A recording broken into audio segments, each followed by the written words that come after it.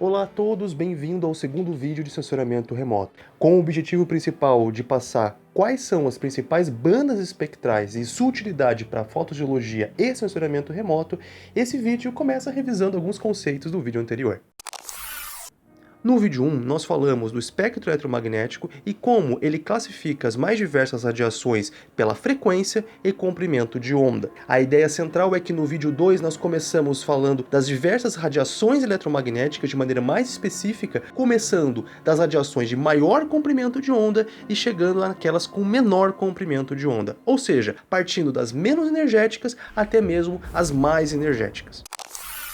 A primeira banda espectral que será abordada nesse vídeo é denominada banda do micro-ondas. As ondas de micro-ondas têm comprimento de onda de 30 centímetros e 1 milímetro, um pouco menor do que as ondas de rádio, e geralmente são utilizadas para cozir alimentos, aquecê-los. No sensoramento remoto, essas ondas são muito úteis. Essas ondas têm a capacidade de penetrar muito na atmosfera e serem pouco atenuadas. Foi por causa dessa utilidade que em 2000 o ônibus espacial Endeavour foi lançado na missão Shuttle Radar Topographic Mission, a missão SRTM. Essa missão utilizava as ondas de micro-ondas que posteriormente penetravam a atmosfera, interagiam com a superfície e eram refletidas novamente para o satélite da missão SRTM. Esse satélite tinha a capacidade de traduzir o tempo de ida e volta em um mapa topográfico daquela região. Então, por consequência, a missão SRTM ela foi muito utilizada e utilizou dessa propriedade das ondas de micro-ondas de serem muito pouco absorvidas na atmosfera. Em 2017, essa missão foi encerrada e atualmente há uma tendência de substituir essas imagens de radar, que utilizam tanto ondas de rádio como ondas de micro-ondas, para as imagens de lidar,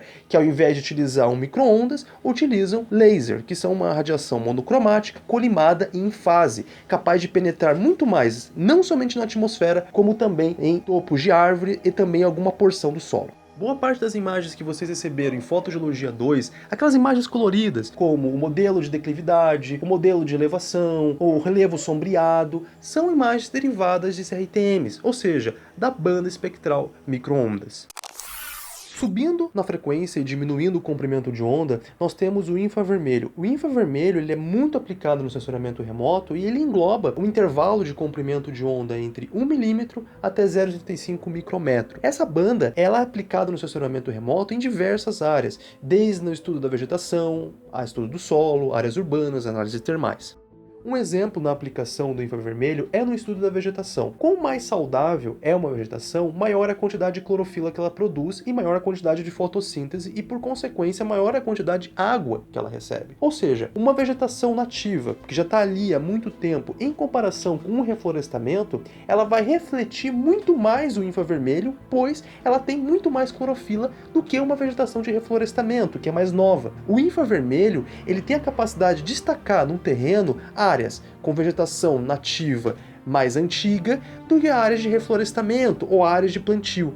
Isso também pode ser aplicado no solo. Uma outra utilidade do infravermelho é no mapeamento de lineamentos e alinhamentos. Como vocês desenharam na aula passada, utilizando unicamente o Google Earth e o espectro do visível, o infravermelho tem a capacidade de auxiliar, em alguns casos, de destacar alguns lineamentos que de outra forma ficariam um pouco mais difíceis de visualização.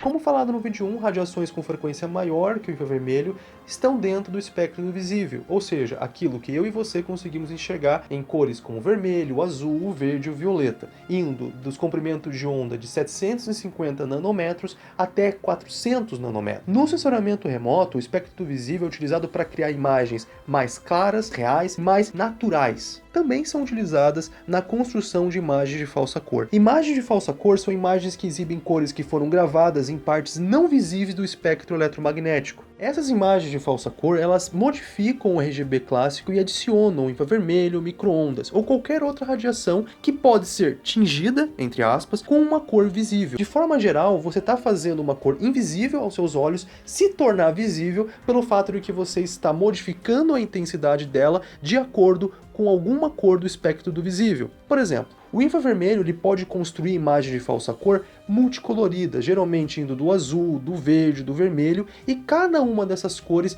tem algum significado, assim como no micro-ondas, que podem gerar imagens de falsa cor, geralmente em tons de cinza. Saindo do espectro do visível e chegando em radiações acima do violeta, nós entramos na banda espectral do ultravioleta. A radiação do ultravioleta está em comprimento de onda entre 500 nanômetros a 10 nanômetros e é conhecida por causar danos à biosfera, como por exemplo queimaduras solares, doenças mais graves como câncer de pele. No sensoramento remoto é utilizada para monitorar a extensão da camada de ozônio e também monitorar buracos nessa camada e também aerossóis vulcânicos, ou seja, grandes erupções vulcânicas liberam plumas de material piroclástico capazes de chegarem a altos níveis na atmosfera. Esses materiais podem sim ser mapeados por satélites que utilizam o ultravioleta, pois eles têm a capacidade de bloquear ou até mesmo refletir esses raios. Na geologia e não tanto no sensoramento remoto, o ultravioleta é utilizado para estudar a fluorescência de certos minerais, como a fluorita e o spodumênio. A fluorescência é um fenômeno pelo qual os átomos dos minerais absorvem parte da energia emitida, o ultravioleta, e liberam em outra forma de radiação, dando a capacidade para geocientistas estudar através da fluorescência a composição química, o retículo cristalino daquela espécie mineral. Ainda mais energéticos que o ultravioleta, os raios-x se estendem do comprimento de onda de 10 nanômetros até os 10 angstroms, 10 elevado a menos 10 metros. E como falado no vídeo passado, eles são intensamente absorvidos pela atmosfera superior. Assim, não há sensoramento remoto de satélites orbitando a Terra que utilize exclusivamente o raio-x, pois são radiações intensamente absorvidas pela nossa atmosfera. Contudo, em planetas como Mercúrio ou em asteroides que possuem uma delgada e tênue atmosfera, o raio-x pode ser utilizado para trazer informações da sua superfície. Na geologia, ou mais especificamente na mineralogia, os raios-x são utilizados para estudar as composições químicas de minerais e de diversos tipos de materiais.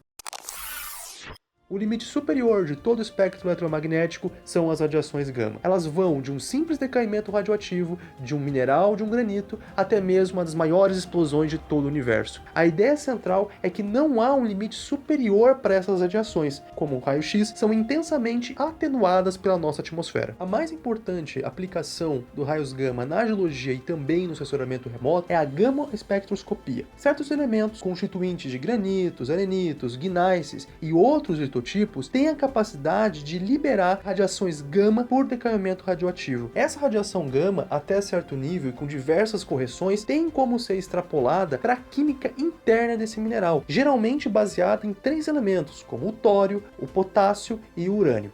A espectroscopia ela pode ser extrapolada muito mais do que a análise de uma simples amostra de mão, uma pequena amostra, como acontece nos raios-x. Ela pode ser sim utilizada no mapeamento de grandes áreas, geralmente através de voos extremamente rasos, porque os raios gama são intensamente absorvidos pela atmosfera. Esses raios gama podem ser captados e transformados numa composição química relativa das mais diversos litotipos daquela região. Não importa que tipo de radiação ou banda espectral você irá utilizar no seu mapeamento, na sua análise, a resolução é bastante importante e geralmente ela vem em 4 tipos: resolução espacial, espectral, radiométrica e temporal. A resolução espacial é a relação do tamanho do pixel da imagem com relação à realidade. Quanto menor o pixel, maior a resolução e maior será a aproximação com a realidade. A resolução espectral, por outro lado, tem a ver com o número de bandas espectrais que um sensor consegue diferenciar. Tomemos como, por exemplo, eu mesmo. Eu sou daltônico, tenho dificuldade de diferenciar alguns tipos de cores, como laranja, o amarelo, o vermelho e assim por diante. Pode ser dito que vocês têm uma resolução espectral maior do que a minha, pois vocês já conseguem diferenciar esses tipos de cores. O outro tipo de resolução é chamado de resolução radiométrica, relaciona com os níveis de cor de uma imagem de satélite. Uma imagem é formada de pixels, que possuem altura, comprimento e também um atributo Z, um valor Z. Esse atributo é o valor de reflectância ou emissão do terreno, que pode ser traduzido na cor ou no nível de cinza desse pixel. Quanto maior a intensidade de reflexão, por exemplo, do infravermelho, mais cinza ou mais claro é aquele pixel. Então, por consequência, o nível de cinza de uma imagem é a resolução radiométrica. A última resolução é a resolução temporal, ou seja, é o tempo que leva para que um determinado sensor recubra a mesma área. Por exemplo, o Landsat 7 demora 99 minutos para dar uma volta no planeta, então ele consegue dar 15 voltas por dia e demora 17 a 16 dias para cobrir todo o planeta. Assim, se você quiser uma nova imagem de Landsat, você deverá esperar aí mais ou menos 17 dias, por exemplo. A ideia central é que a resolução temporal também ajuda no mapeamento do urbanismo, no avanço da fronteira agrícola, entre outros estudos talvez até mesmo históricos. Finalizando o nosso vídeo 2 e também a nossa série de sensoriamento remoto, é possível concluir que é um tema bastante extenso. Bem provável vocês vão encontrar muitos materiais, vídeos sobre o tema, e esses 2 vídeos tinham como objetivo só um conceito introdutório e mais geral sobre o sensoriamento remoto. Espero que de alguma maneira eles tenham ajudado e nos vemos na disciplina de fotogeologia.